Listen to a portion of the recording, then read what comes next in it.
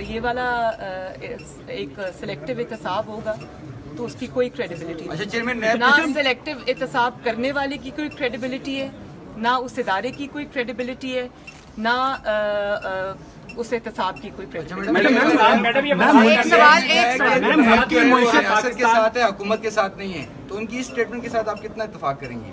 NAB نے جو سزائیں دینی ہوتی ہیں، جس کے خلاف مقدمہ بنانا ہوتا ہے، وہ حکومتی وزراء اور جو جعلی انسان وزیر اعظم کی کرسی پہ بٹھایا ہوا ہے، اس کو میں وزیر اعظم نہیں مانتی، کیونکہ وہ توہین ہے اس منصب کی بھی.